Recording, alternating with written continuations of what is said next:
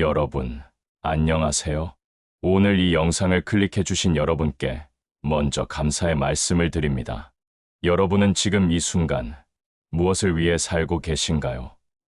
혹시 더 많은 돈을 벌기 위해, 더 높은 지위에 오르기 위해, 남들에게 인정받기 위해 하루하루를 버티고 계시지는 않나요?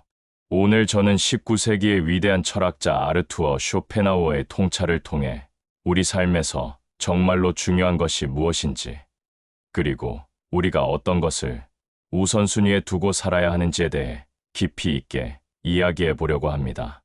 이 영상은 단순히 철학 이론을 소개하는 것이 아닙니다. 여러분의 삶을 근본적으로 변화시킬 수 있는 실천적인 지혜를 담고 있습니다. 끝까지 시청하신다면 여러분은 오늘부터 자신의 삶을 완전히 다른 관점으로 바라보게 될 것입니다. 그럼 지금부터 시작하겠습니다. 1부 건강이 최우선이다. 쇼펜하우어의 핵심 메시지. 쇼펜하우어는 그의 저서에서 이렇게 단언했습니다. 무엇보다 건강이 제일이다. 이 문장은 너무나 단순해 보이지만 그 안에는 엄청난 지혜가 담겨 있습니다. 우리 사회를 한번 돌아볼까요? 여러분 주변을 둘러보세요. 얼마나 많은 사람들이 신체 외적인 것들, 즉 돈과 명예, 권력, 지위를 얻기 위해 자기 몸을 혹사하고 있습니까? 직장인들은 승진을 위해 밤낮으로 야근을 합니다. 사업가들은 더 많은 돈을 벌기 위해 잠을 줄이고 끼니를 거릅니다. 학생들은 좋은 대학에 가기 위해 건강을 뒷전으로 미룹니다. CEO들은 회사를 키우기 위해 극심한 스트레스 속에서 살아갑니다. 현대인의 건강 희생 실태, 통계를 보면 더욱 충격적입니다. 한국의 직장인 중 70% 이상이 만성 피로에 시달리고 있습니다. 30대와 40대의 돌연사가 증가하고 있습니다. 젊은 나이에 당뇨병, 고혈압, 심혈관 질환을 앓는 사람들이 급증하고 있습니다. 왜 이런 일이 벌어질까요? 사람들이 건강의 중요성을 모르기 때문일까요? 아닙니다. 대부분의 사람들은 건강이 중요하다는 것을 알고 있습니다. 그런데도 왜 건강을 희생할까요? 유행을 바라는 심리. 여기에는 인간의 독특한 심리가 작용합니다. 바로 유행을 바라는 심리입니다. 나는 괜찮을 거야. 다른 사람들은 병에 걸리지만 나는 아직 젊으니까 괜찮아. 조금만 더 버티면 성공할 거고, 그때 가서 건강 챙기면 돼. 담배를 피워도 폐암에 안 걸리는 사람이 많잖아. 나도 그럴 거야. 이런 생각들 여러분도 해보신 적 있지 않나요? 이것이 바로 쇼펜하우어가 경고한 유행을 바라는 심리입니다. 물론 건강을 더 중요하게 생각하는 사람들도 있습니다. 요즘은 헬스장에 다니고 건강식품을 먹고 정기검진을 받는 사람들이 늘어나고 있습니다. 이것은 분명 긍정적인 변화입니다. 하지만 여전히 많은 사람들이 건강을 2차적인 것으로 생각합니다. 일단 돈을 벌고 성공하고 그 다음에 건강을 챙기자는 식의 사고방식을 가지고 있습니다. 건강을 잃으면 모든 것을 잃는다. 그런데 쇼펜하우어는 이렇게 말합니다. 건강을 잃으면 모든 것을 잃는 것이다. 이 문장을 곱씹어 보세요. 건강을 잃으면 많은 것을 잃는 게 아니라 모든 것을 잃는다고 했습니다. 왜 이렇게 단언할 수 있을까요? 상상해 보세요. 여러분이 10년 동안 열심히 일해서 100억 원을 모았습니다. 그런데 갑자기 암 진단을 받았습니다. 이제 그 100억 원으로 무엇을 할 수 있을까요? 물론 최고의 치료를 받을 수 있겠죠. 하지만 그 돈으로 건강한 몸을 되살릴 수 있을까요? 질병의 고통을 완전히 없앨 수 있을까요? 잃어버린 시간을 되돌릴 수 있을까요? 또 다른 예를 들어볼까요? 여러분이 대기업의 임원이 되었습니다. 사회적으로 인정받고 존경받는 위치에 올랐습니다. 그런데 과로로 인해 뇌졸중이 왔습니다. 반신불수가 되었습니다. 이제 그 지위가 무슨 의미가 있을까요? 명함에 적힌 직함이 당신을 행복하게 만들어줄 수 있을까요? 실제 사례들. 실제로 이런 사례는 너무나 많습니다. 스티브 잡스는 세계에서 가장 성공한 기업가 중 한 명이었습니다.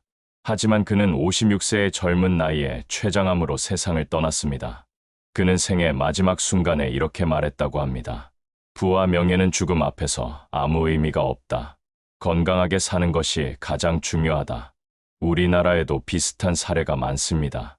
젊은 나이에 과로사한 직장인들, 사업 스트레스로 건강을 잃은 사업가들, 입시 경쟁으로 우울증에 걸린 학생들. 이들은 모두 건강보다 다른 것을 우선시했던 사람들입니다. 건강한 가난뱅이 vs 병든 부자. 여기서 하나의 사고 실험을 해봅시다. 두 사람이 있습니다. 한 사람은 월급 250만 원을 받는 평범한 직장인입니다. 하지만 그는 매우 건강합니다. 매일 아침 상쾌하게 일어나고 식사를 맛있게 먹고 밤에는 숙면을 취합니다. 주말이면 가족과 등산을 가고 취미 활동을 즐깁니다. 다른 한 사람은 연봉 5억 원을 받는 대기업 임원입니다. 하지만 그는 만성 질환에 시달립니다. 매일 아침 몸이 무겁고 소화가 안 되고 두통에 시달립니다.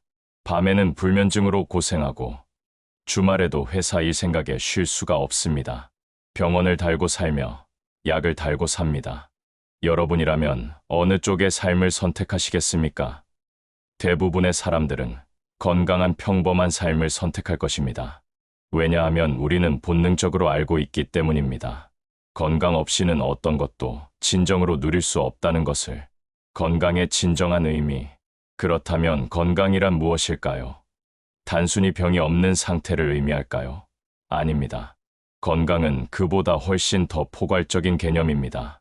세계보건기구는 건강을 이렇게 정의합니다. 건강이란 단순히 질병이나 허약함이 없는 상태가 아니라 신체적, 정신적, 사회적으로 완전히 안녕한 상태이다. 신체적 건강은 물론 중요합니다. 통증 없이 움직일 수 있고 활력이 넘치고 질병에 걸리지 않는 상태. 이것이 신체적 건강입니다. 정신적 건강도 매우 중요합니다.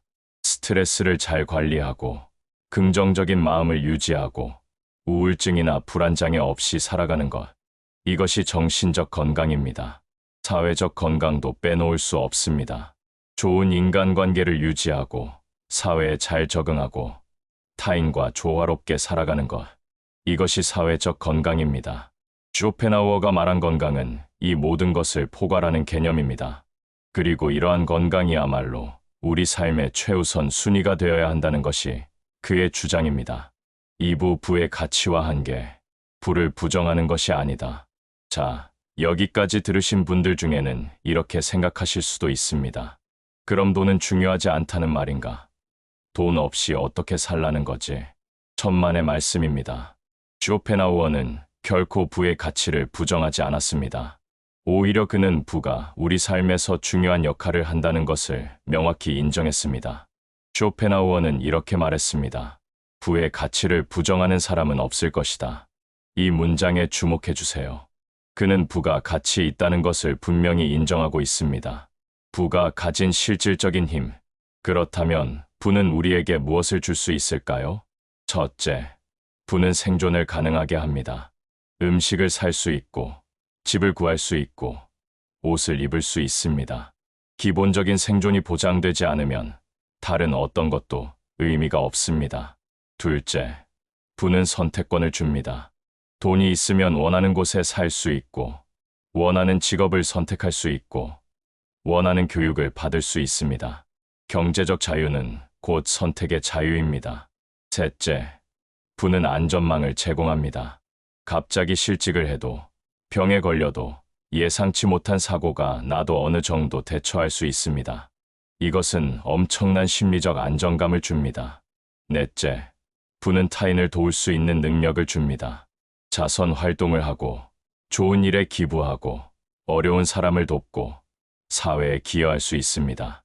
다섯째, 부는 문화와 교육을 향유할 수 있게 합니다. 좋은 책을 사고, 음악회를 가고, 전시회를 보고, 여행을 가면서 견문을 넓힐 수 있습니다. 마음의 평정과 부의 관계. 쇼펜하우어는 특히 부와 마음의 평정의 관계에 주목했습니다.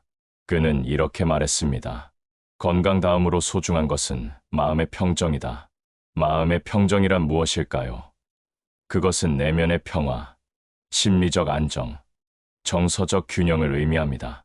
불안하지 않고, 초조하지 않고, 두려워하지 않는 상태. 마음이 고요하고 평온한 상태를 말합니다.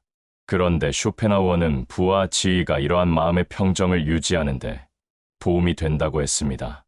특히 불행과 재난이 닥쳤을 때 부와 지위는 가장 견실한 버팀목이 되어줄 수 있다고 강조했습니다. 위기 상황에서의 부의 역할, 구체적인 상황을 생각해 볼까요? 갑자기 중병에 걸렸습니다. 이때 경제적 여유가 있다면 최고의 병원에서 최고의 치료를 받을 수 있습니다. 치료비 걱정 없이 온전히 회복에만 집중할 수 있습니다. 이것은 엄청난 심리적 안정감을 줍니다. 사업이 실패했습니다. 이때 충분한 재산이 있다면 다시 일어설 수 있는 여유가 있습니다. 당장 내일 어떻게 먹고 살지 걱정하지 않아도 됩니다. 이것은 재기의 발판이 됩니다. 자녀가 해외 유학을 가고 싶어 합니다. 경제적 능력이 있다면 그 꿈을 지원해 줄 수 있습니다. 자녀에게 더 나은 기회를 제공할 수 있습니다. 부모님이 아프셨습니다. 돈이 있다면 최고의 요양시설을 제공할 수 있습니다. 효도를 제대로 할 수 있습니다. 이처럼 부는 위기의 순간에 우리를 지켜주는 방패막이가 됩니다. 그리고 이것은 우리의 마음의 평정을 유지하는 데 큰 도움이 됩니다. 부가 주는 사회적 안정, 또한 부는 사회적 안정을 제공합니다. 경제적으로 안정되어 있으면 직장에서 부당한 대우를 받았을 때 아니다 싶으면 그만둘 수 있는 용기가 생깁니다.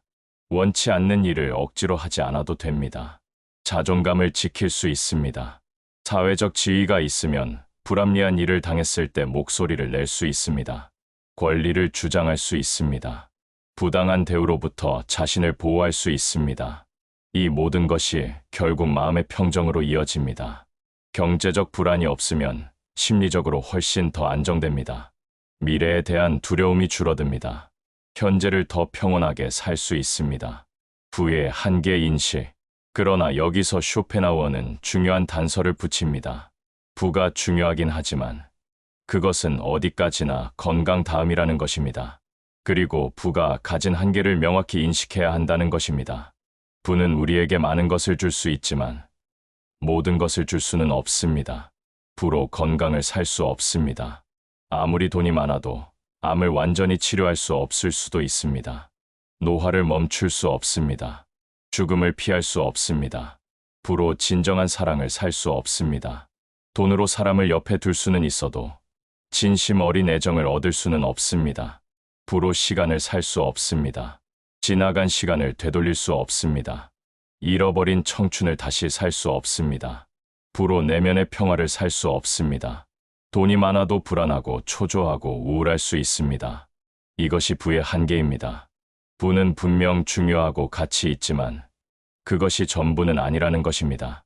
삼부 돈과 행복은 정비례하지 않는다. 부행복이라는 착각. 많은 사람들이 가지고 있는 가장 큰 착각 중 하나가 바로 부행복이라는 공식입니다. 돈만 많이 벌면 행복할 거야. 억대 연봉만 받으면 모든 고민이 해결될 거야. 로또에 당첨되면 인생이 완전히 달라질 거야. 여러분도 이런 생각을 해본 적 있지 않나요? 저도 솔직히 고백하자면 젊었을 때는 이런 생각을 많이 했습니다. 돈만 많이 벌면 모든 것이 해결될 줄 알았습니다. 하지만 쇼펜하우어는 이것이 큰 착각이라고 경고합니다. 부행복이라는 공식으로 생각하지 말아야 하며 돈의 양과 행복은 정비례하지 않음을 명심해야 한다고 말합니다. 과학적 연구 결과. 이것은 단순히 철학자의 추상적인 주장이 아닙니다. 현대의 과학적 연구들이 이를 뒷받침하고 있습니다. 프린스턴 대학의 심리학자 데니얼 카너먼과 앵거스 디턴의 연구에 따르면 연간 소득이 일정 수준 이상 올라가면 행복감은 더 이상 증가하지 않는다고 합니다. 미국의 경우 연간 소득 7만 5천 달러 정도가 그 기준점이었습니다. 즉, 기본적인 생활이 보장되고 어느 정도 여유가 생기는 수준까지는 소득이 늘어날수록 행복감도 증가합니다. 하지만 그 수준을 넘어서면 아무리 돈을 많이 벌어도 행복감은 크게 증가하지 않습니다. 연봉 5천만 원에서 1억 원으로 올라가면 행복감이 증가합니다. 하지만 연봉 5억 원에서 10억 원으로 올라간다고 해서 행복감이 2배가 되지는 않습니다. 오히려 큰 차이를 느끼지 못할 수도 있습니다. 부자들의 고백. 실제로 많은 부자들이 이를 증언합니다. 워런 버핏은 세계에서 손꼽히는 부자 중 한 명입니다. 그러나 그는 여전히 50년 전에 산 집에서 살고 검소한 생활을 합니다. 그는 이렇게 말했습니다. 내가 행복한 이유는 돈이 많아서가 아니라 내가 사랑하는 일을 하고 좋은 사람들과 함께 하기 때문이다. 빌 게이츠도 비슷한 말을 했습니다. 돈으로 살 수 있는 것은 생각보다 많지 않다. 진정한 행복은 다른 곳에서 온다. 우리나라의 한 재벌 2세는 인터뷰에서 이렇게 고백했습니다. 태어날 때부터 돈 걱정을 해본 적이 없지만 그렇다고 특별히 행복하다고 느낀 적도 없습니다. 오히려 평범하게 사는 친구들이 더 행복해 보일 때가 많습니다. 로또 당첨자들의 비극. 로또 당첨자들의 이야기도 시사하는 바가 큽니다. 많은 연구 결과에 따르면 로또 당첨자들은 처음 몇 개월 동안은 극도로 행복합니다. 하지만 1년에서 2년이 지나면 대부분 당첨 이전의 행복 수준으로 돌아갑니다. 오히려 친구 관계가 깨지고 가족 간의 갈등이 생기고 사기를 당하면서 더 불행해지는 경우도 많습니다. 미국의 한 로또 당첨자는 이렇게 말했습니다. 로또에 당첨된 것이 내 인생 최악의 일이었다. 당첨되기 전이 훨씬 더 행복했다. 쾌락 추구와 무절제한 낭비의 문제. 쇼펜하우어는 특히 이 점을 경고합니다. 부가 쾌락 추구나 무절제한 낭비를 위해 사용되어서는 안 된다. 돈이 생기면 사람들은 흔히 이런 것들을 합니다. 고급 자동차를 삽니다. 명품 가방을 삽니다. 비싼 시계를 삽니다.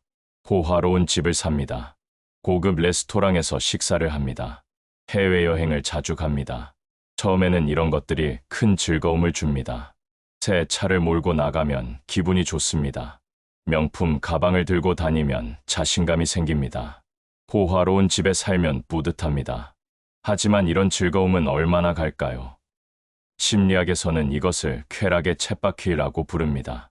처음에는 큰 기쁨을 주지만 금방 적응하고 더 큰 자극을 원하게 됩니다. 새 차를 샀을 때의 흥분은 몇 주면 사라집니다. 그러면 더 비싼 차를 원하게 됩니다. 명품 가방을 샀을 때의 만족감도 금방 시들해집니다. 그러면 더 비싼, 더 희귀한 가방을 원하게 됩니다. 이것은 끝이 없는 악순환입니다. 아무리 많은 돈을 써도 진정한 만족을 얻을 수 없습니다. 오히려 더 많은 것을 원하게 되고 더 큰 공허함을 느끼게 됩니다. 과시적 소비의 함정. 또한 많은 사람들이 과시적 소비에 빠집니다. 남에게 보이기 위해, 인정받기 위해, 체면을 지키기 위해 돈을 씁니다. SNS 시대에 이런 경향은 더욱 심해졌습니다. 사람들은 자신의 부를 과시하기 위해 사진을 찍어 올립니다. 고급 레스토랑에서의 식사, 해외 명품 매장에서의 쇼핑, 고급 호텔에서의 휴가. 이 모든 것이 SNS에 올라갑니다. 하지만 이런 것들이 진정으로 우리를 행복하게 만들까요? 아닙니다. 오히려 끊임없이 남과 비교하게 만들고 열등감을 느끼게 만들고 더 많은 것을 원하게 만듭니다. 돈이 해결하지 못하는 것들, 돈으로 해결할 수 없는 것들이 너무나 많습니다. 외로움. 아무리 돈이 많아도 진정으로 나를 이해해주고 사랑해주는 사람이 없다면 외롭습니다. 공허함. 아무리 많은 것을 소유해도 삶의 의미와 목적이 없다면 공허합니다. 불안. 아무리 재산이 많아도 건강이 나빠지면, 가족 관계가 나빠지면 불안합니다. 후회. 지나간 시간, 놓친 기회, 잃어버린 관계. 이런 것들은 돈으로 되돌릴 수 없습니다. 적정한 부의 의미. 그렇다면 우리는 얼마나 많은 돈을 벌어야 할까요? 쇼펜하우어의 답은 명확합니다. 기본적인 생활이 보장되고 위기 상황에 대처할 수 있으며 어느 정도 문화 생활을 즐길 수 있을 정도면 충분하다는 것입니다. 더 중요한 것은 돈을 얼마나 버느냐가 아니라 그 돈을 어떻게 쓰느냐입니다. 쾌락 추구와 과시를 위해 쓸 것인가, 아니면 진정으로 의미 있는 일에 쓸 것인가. 이것이 핵심입니다. 건강을 유지하는 데 돈을 쓰는 것은 좋은 투자입니다. 좋은 음식을 먹고 운동을 하고 정기검진을 받는 것. 이것은 돈을 제대로 쓰는 것입니다. 교육에 투자하는 것도 좋습니다. 좋은 책을 사고 강의를 듣고 새로운 것을 배우는 것. 이것은 자신을 성장시키는 투자입니다. 의미 있는 경험에 돈을 쓰는 것도 가치 있습니다. 가족과 함께하는 여행, 친구들과의 깊은 대화, 자연 속에서의 휴식. 이런 경험들은 우리를 진정으로 풍요롭게 만듭니다. 타인을 돕는데 돈을 쓰는 것도 의미가 있습니다. 연구에 따르면 자신을 위해 돈을 쓸 때보다 타인을 위해 돈을 쓸 때 더 큰 행복감을 느낀다고 합니다. 사부 마음을 진정으로 유쾌하게 만드는 것, 건강이 주는 진정한 기쁨. 쇼펜하우어는 이렇게 단언합니다. 마음을 유쾌하게 만들어주는 것은 부가 아닌 건강이다. 이 문장을 깊이 생각해 봅시다. 무엇이 우리의 마음을 진정으로 유쾌하게 만들까요? 돈일까요? 명예일까요? 권력일까요? 아닙니다. 건강입니다. 건강한 사람의 아침을 상상해 보세요. 눈을 뜨면 몸이 가볍습니다. 상쾌합니다. 통증이 없습니다. 활력이 넘칩니다. 이것보다 더 큰 축복이 어디 있을까요? 건강한 사람의 식사를 생각해 보세요. 음식을 맛있게 먹을 수 있습니다. 소화가 잘 됩니다. 먹는 즐거움을 느낄 수 있습니다. 이것이 얼마나 큰 행복인가요? 건강한 사람의 활동을 떠올려 보세요. 자유롭게 걸을 수 있습니다. 달릴 수 있습니다. 산에 오를 수 있습니다. 이것이 얼마나 큰 자유인가요? 건강을 잃은 사람의 고백. 반대로 건강을 잃은 사람의 이야기를 들어봅시다. 한 암 환자는 이렇게 말했습니다. 건강했을 때는 돈을 벌기 위해 건강을 희생했습니다. 지금은 건강을 되찾기 위해 모든 돈을 쓰고 있습니다. 건강했을 때가 얼마나 행복했는지 이제야 깨달았습니다. 만성 통증에 시달리는 한 환자는 이렇게 고백했습니다. 제게 억만장자가 되는 것과 통증 없이 하루를 보내는 것 중 하나를 선택하라고 한다면 저는 주저없이 후자를 선택하겠습니다. 뇌졸중으로 반신불수가 된 한 전직 CEO는 이렇게 말했습니다. 회사를 경영할 때는 하루하루가 전쟁이었습니다. 성공하기 위해, 더 많이 벌기 위해 잠도 안 자고 일했습니다. 이제 저는 그저 혼자 힘으로 걸을 수 있기를 간절히 바랍니다. 건강했을 때 얼마나 큰 축복을 누리고 있었는지 그때는 몰랐습니다. 작은 것들의 소중함. 건강할 때 우리는 많은 것을 당연하게 여깁니다. 아침에 눈을 뜰 수 있는 것, 스스로 일어날 수 있는 것, 화장실에 갈 수 있는 것, 샤워를 할 수 있는 것, 옷을 입을 수 있는 것, 맛있게 밥을 먹을 수 있는 것, 자유롭게 걸을 수 있는 것, 계단을 오를 수 있는 것, 깊은 숨을 쉴 수 있는 것. 이 모든 것이 당연한 것처럼 느껴집니다. 하지만 이것들은 당연한 것이 아닙니다. 이것들은 건강이라는 축복이 주는 선물입니다. 병원에 가보세요. 혼자 걷지 못해 휠체어를 타는 사람들, 혼자 식사하지 못해 도움을 받는 사람들, 통증으로 고통받는 사람들, 그들에게 물어보세요. 무엇이 가장 간절한지. 그들은 돈도, 명예도 아닌 건강을 되찾고 싶다고 말할 것입니다. 활력이 주는 긍정적 에너지. 건강한 몸은 활력을 줍니다. 그리고 이 활력은 우리의 마음을 유쾌하게 만듭니다. 아침에 일어났을 때 몸이 가볍고 상쾌하면 하루를 긍정적으로 시작할 수 있습니다. 일에 집중할 수 있고, 사람들과 즐겁게 대화할 수 있고, 여러 가지 활동을 할 수 있습니다. 반대로 몸이 무겁고 피곤하면 모든 것이 힘듭니다. 일도 하기 싫고, 사람 만나기도 싫고, 아무것도 하고 싶지 않습니다. 작은 일에도 짜증이 나고, 부정적인 생각이 듭니다. 건강은 단순히 질병이 없는 상태가 아닙니다. 건강은 활력이고, 에너지이고, 생명력입니다. 그리고 이것이 우리의 마음을 유쾌하게 만드는 원천입니다. 정신 건강과 신체 건강의 상관관계. 현대 과학은 신체 건강과 정신 건강이 밀접하게 연결되어 있음을 보여줍니다. 규칙적인 운동은 우울증과 불안을 감소시킵니다. 운동을 하면 엔도르핀이 분비되어 기분이 좋아집니다. 세로토닌 수치가 올라가 마음이 안정됩니다. 충분한 수면은 정서적 안정을 줍니다. 잠을 잘 자면 스트레스가 해소되고, 감정 조절이 잘 되고, 긍정적인 마음이 생깁니다. 건강한 식사는 뇌 기능을 개선합니다. 좋은 영양소는 뇌에 필요한 에너지를 공급하고, 신경 전달 물질의 생성을 돕고, 인지 기능을 향상시킵니다. 반대로 만성 질환은 우울증의 위험을 높입니다. 지속적인 통증은 삶의 질을 떨어뜨립니다. 건강 문제는 불안과 스트레스를 증가시킵니다. 신체 이외의 것을 지나치게 중시하는 것의 위험. 쇼펜하우어의 결론은 명확합니다. 신체 이외의 것을 지나치게 중시하는 것은 매우 현명하지 못한 행동이다. 이 문장이 의미하는 바를 깊이 생각해 봅시다. 신체, 즉 건강을 제쳐두고 다른 것들을 우선시하는 것은 어리석다는 것입니다.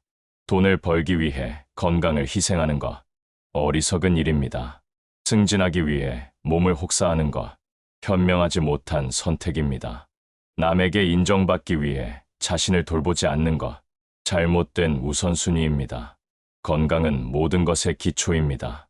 건강 위에 부도 쌓이고, 명예도 쌓이고, 행복도 쌓입니다.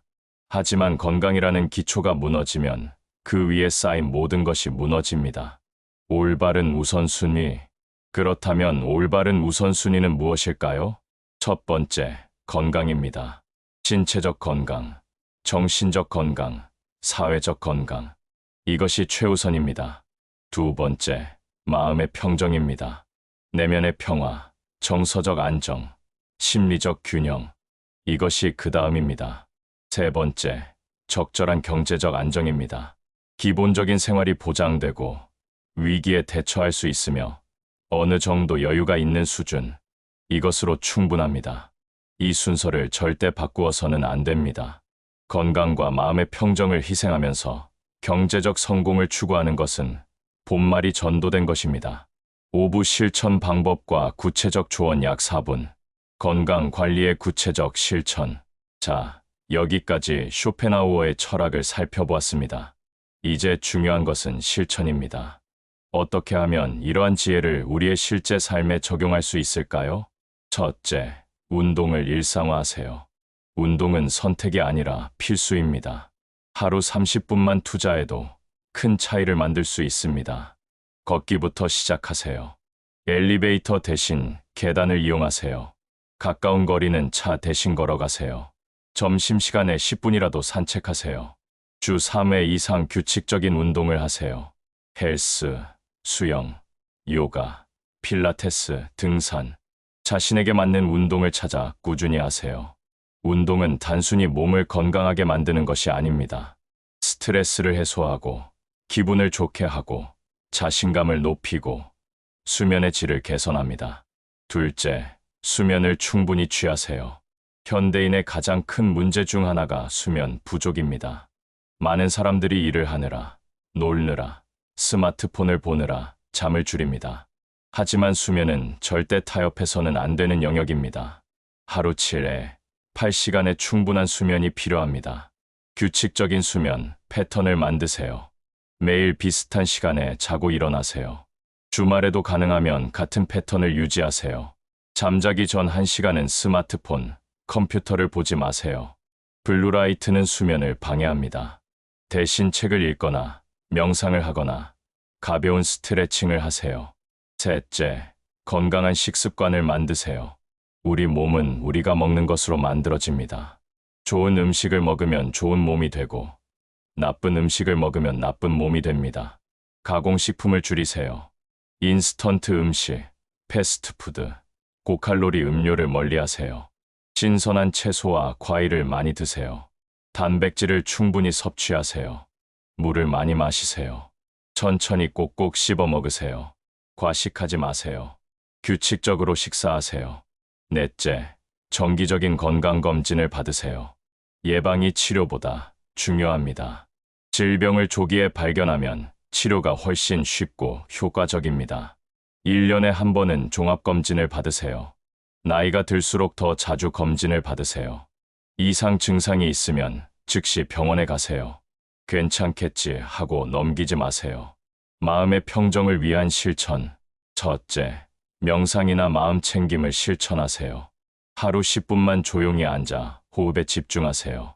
마음을 비우고 현재 이 순간에 집중하세요. 명상은 스트레스를 줄이고 감정 조절 능력을 높이고 내면의 평화를 가져다 줍니다. 명상 앱을 활용하거나 명상 강좌를 들어보세요. 처음에는 어렵지만 꾸준히 하면 큰 변화를 경험할 수 있습니다. 둘째, 자연과 교감하세요. 주말에 산이나 바다에 가세요. 공원을 산책하세요. 나무를 보고 새소리를 듣고 바람을 느끼세요. 자연은 우리에게 평화와 치유를 줍니다. 자연 속에서 시간을 보내면 마음이 편안해지고 스트레스가 해소됩니다. 셋째, 좋은 관계를 유지하세요. 가족, 친구, 동료와 좋은 관계를 맺으세요. 진심으로 소통하고 서로를 이해하고 함께 시간을 보내세요. 좋은 인간관계는 우리의 행복에 가장 큰 영향을 미칩니다. 외로움은 건강에 나쁘고 좋은 관계는 건강에 좋습니다. 넷째, 의미 있는 일을 하세요. 자신이 진정으로 의미 있다고 생각하는 일을 하세요. 돈을 많이 버는 일보다 보람을 느낄 수 있는 일을 하세요. 자원봉사를 하세요. 누군가를 도우세요. 사회에 기여하세요. 이런 활동들이 삶에 의미를 부여하고 마음의 평정을 가져다 줍니다. 부에 대한 올바른 태도.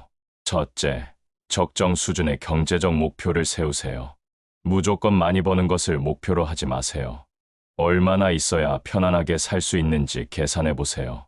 기본 생활비, 비상금, 노후 자금, 자녀 교육비, 이 정도면 충분합니다. 그 이상은 있으면 좋지만 반드시 필요한 것은 아닙니다. 둘째, 현명하게 소비하세요. 과시적 소비를 하지 마세요. 남에게 보이기 위해 돈을 쓰지 마세요. 정말 필요한 것, 진정으로 가치 있는 것에 돈을 쓰세요. 경험에 투자하세요. 건강에 투자하세요. 교육에 투자하세요. 셋째, 저축과 투자를 하되 과도하게 집착하지 마세요. 미래를 위한 준비는 필요합니다. 하지만 모든 것을 미래를 위해 희생하지는 마세요. 현재도 즐기면서 살아가세요. 균형을 맞추세요. 넷째, 돈에 대한 감사함을 가지세요. 가진 것에 감사하세요. 더 많은 것을 원하기보다 지금 가진 것의 소중함을 깨달으세요. 적은 돈으로도 행복할 수 있습니다. 많은 돈이 있어도 불행할 수 있습니다. 중요한 것은 돈의 양이 아니라 돈에 대한 태도입니다. 일과 삶의 균형. 첫째, 일을 위해 건강을 희생하지 마세요. 아무리 중요한 일이라도 건강보다 중요하지 않습니다. 야근이 일상화되어 있다면 그것은 정상이 아닙니다. 일과 삶의 균형을 맞추세요. 퇴근 후에는 일을 잊으세요. 주말에는 충분히 쉬세요. 휴가를 적극적으로 활용하세요. 둘째, 자신의 한계를 인정하세요. 모든 것을 다 할 수는 없습니다. 완벽할 수는 없습니다. 자신의 한계를 인정하고 적절히 포기할 줄도 알아야 합니다. 노노라고 말할 줄 아세요. 모든 요청을 다 들어줄 필요는 없습니다. 셋째, 자신만의 여가 시간을 가지세요. 취미를 가지세요. 좋아하는 일을 하세요. 책을 읽고, 음악을 듣고, 그림을 그리고, 악기를 연주하세요. 이런 활동들이 우리를 재충전시키고 삶을 풍요롭게 만듭니다. 6부 마무리와 실천, 다짐 약 3분. 핵심 메시지 정리. 자, 여기까지 긴 여정을 함께 해주셔서 감사합니다. 이제 오늘의 핵심 메시지를 다시 한번 정리해 보겠습니다. 첫째, 건강이 최우선입니다. 돈도, 명예도, 권력도 건강보다 중요하지 않습니다. 건강을 잃으면 모든 것을 잃는 것입니다. 둘째, 부는 중요하지만 한계가 있습니다. 부는 우리에게 안전과 선택권을 주지만 그것만으로 행복할 수는 없습니다. 셋째, 돈의 양과 행복은 정비례하지 않습니다. 기본적인 수준을 넘어서면 더 많은 돈이 더 큰 행복을 보장하지 않습니다. 넷째, 마음을 유쾌하게 만드는 것은 부가 아니라 건강입니다. 건강한 몸에서 행복한 마음이 나옵니다. 다섯째, 신체 이외의 것을 지나치게 중시하는 것은 현명하지 못합니다. 올바른 우선순위를 지켜야 합니다. 쇼펜하우어 철학의 현대적 의미. 쇼펜하우어가 이런 이야기를 한 것은 200년 전입니다. 그런데 놀랍게도 그의 지혜는 21세기를 살아가는 우리에게도 여전히 유효합니다. 아니, 어쩌면 지금이야말로 그의 메시지가 더욱 절실히 필요한 시대일지도 모릅니다. 현대 사회는 끊임없이 우리에게 더 많은 것을 요구합니다. 더 많이 벌고, 더 높이 올라가고, 더 많이 소유하라고 말합니다. SNS는 남들의 화려한 삶을 보여주며 우리를 조급하게 만듭니다. 하지만 쇼펜하우어는 이 모든 소음 속에서 우리에게 본질을 상기시킵니다. 진정으로 중요한 것은 건강이고 마음의 평정이고 의미 있는 삶이라고 말합니다. 오늘부터 바꿀 수 있는 것. 여러분, 오늘 이 영상을 보신 것을 계기로 작은 변화를 시작해 보시기 바랍니다. 오늘 밤 평소보다 30분 일찍 자보세요. 내일 아침 10분만 일찍 일어나 스트레칭을 해보세요. 점심시간에 10분이라도 산책을 해보세요. 저녁 식사는 천천히 가족과 대화하며 드세요. 작은 것부터 시작하세요. 완벽할 필요는 없습니다. 조금씩 꾸준히 하는 것이 중요합니다. 자신에게 하는 질문. 이 영상을 마치기 전에 여러분 자신에게 이런 질문을 해보시기 바랍니다. 나는 지금 무엇을 위해 살고 있는가? 나의 건강 상태는 어떠한가? 나는 내 몸을 소중히 대하고 있는가? 나의 삶의 우선순위는 올바른가? 돈을 벌기 위해 무엇을 희생하고 있는가? 지금의 삶이 10년 후에도 지속 가능한가? 이 질문들에 대한 답을 솔직하게 생각해 보세요. 그리고 필요하다면 변화를 시작하세요. 건강한 삶에 대한 투자. 건강에 투자하는 것은 가장 확실한 투자입니다. 주식은 떨어질 수 있고 부동산은 하락할 수 있지만 건강에 대한 투자는 절대 배신하지 않습니다. 헬스장 회원권을 끊으세요. 비용이 아깝다고요. 병원비에 비하면 아무것도 아닙니다. 좋은 음식을 드세요. 비싸다고요? 약값에 비하면 훨씬 저렴합니다. 충분히 쉬세요. 시간이 아깝다고요. 병상에 누워 보낸 시간보다는 훨씬 생산적입니다. 마음의 평화 찾기, 마음의 평정도 중요합니다. 아무리 건강해도 마음이 불안하면 행복할 수 없습니다. 매일 10분씩 명상을 해보세요. 감사 일기를 써보세요. 좋은 사람들과 시간을 보내세요. 자연 속에서 휴식을 취하세요. 이런 활동들이 처음에는 사치처럼 느껴질 수 있습니다. 하지만 이것은 사치가 아니라 필수입니다. 마음의 평정 없이는 진정한 행복이 불가능합니다. 돈에 대한 건강한 태도. 돈을 벌되 돈의 노예가 되지 마세요. 돈은 수단이지 목적이 아닙니다. 얼마나 버느냐가 아니라 얼마나 현명하게 쓰느냐가 중요합니다. 과시적 소비를 줄이고 의미 있는 곳에 돈을 쓰세요. 저축도 하고 투자도 하되 현재를 희생하지는 마세요. 미래를 위한 준비와 현재의 삶, 이 둘의 균형을 맞추세요. 인생의 진정한 의미. 결국 인생의 의미는 무엇일까요? 얼마나 많은 돈을 벌었는가? 얼마나 높은 지위에 올랐는가? 얼마나 유명해졌는가? 아닙니다. 인생의 의미는 얼마나 건강하게 살았는가? 얼마나 평온한 마음을 유지했는가? 얼마나 의미 있는 일을 했는가에 있습니다. 죽음의 순간에 우리가 후회하는 것은 더 많은 돈을 벌지 못한 것이 아닙니다. 더 건강하게 살지 못한 것, 가족과 더 많은 시간을 보내지 못한 것, 진정으로 의미 있는 일을 하지 못한 것을 후회합니다. 오늘의 선택이 내일을 만든다. 여러분, 오늘 여러분이 하는 선택이 10년 후에 여러분을 만듭니다. 오늘 건강을 선택하면 10년 후에도 건강할 수 있습니다. 오늘 과로를 선택하면 10년 후에는 병원 신세를 질 수 있습니다. 오늘 마음의 평정을 선택하면 10년 후에도 평온할 수 있습니다. 오늘 스트레스를 방치하면 10년 후에는 정신질환으로 고생할 수 있습니다.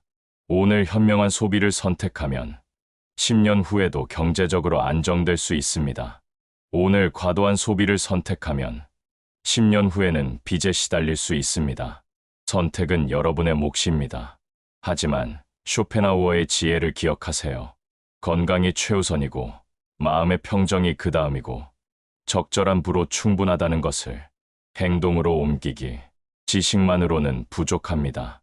실천이 있어야 합니다. 오늘 당장 할 수 있는 한 가지를 정하세요. 그리고 실천하세요. 운동을 시작할 것인가요?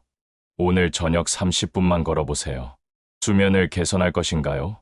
오늘 밤 평소보다 30분 일찍 잠자리에 드세요. 식습관을 바꿀 것인가요? 오늘 저녁 채소를 많이 드세요. 명상을 시작할 것인가요? 오늘 잠들기 전 5분만 조용히 앉아 호흡에 집중해 보세요. 작은 실천이 큰 변화를 만듭니다. 오늘 시작하세요.